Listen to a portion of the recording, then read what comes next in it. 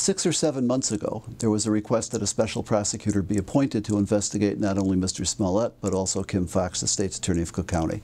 And Dan Webb was appointed, and he's been conducting an investigation for 6 or 7 months.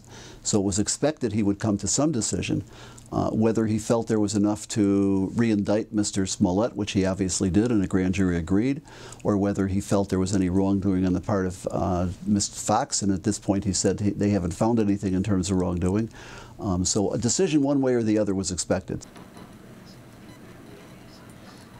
It is etched in stone that double jeopardy does not apply.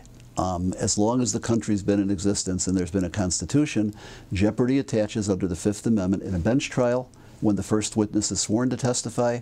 Jeopardy attaches in a jury trial when the jury is sworn as a whole to try the issues. He wasn't tried, there was no jeopardy, there's no double jeopardy argument. In the case of Mr. Smollett, if the argument is that Ms. Foxx's office did not have the authority to enter into an agreement because there was a conflict, and that's pretty much what Dan Webb is saying, then there's no jeopardy issue.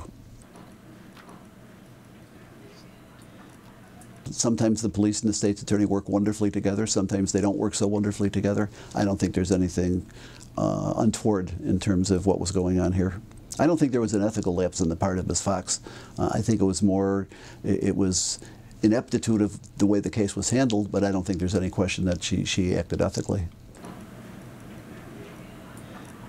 Well, again, the contention was that Ms. Foxx's office should be disqualified because there was a conflict. You can't disqualify just the state's attorney and say, okay, and another state's attorney in the office, an assistant state's attorney can take over. Either the whole office is disqualified or the office is qualified. In this case, there was a decision that the whole office was disqualified because of a possible conflict, and that's exactly the ideal situation when the special prosecutor is appointed. You know, realistically, if it was handled the regular way, the way that all cases are handled, the case would have been in front of a judge. Everything would have been spread of record. The defendant probably would have been inquired of, do you understand you're getting a break, you're entering into diversion, if you complete the community service, the case will be dismissed, can you agree to do that? None of that was done here, apparently. So if I were the prosecutor, that's certainly the way I would have done it.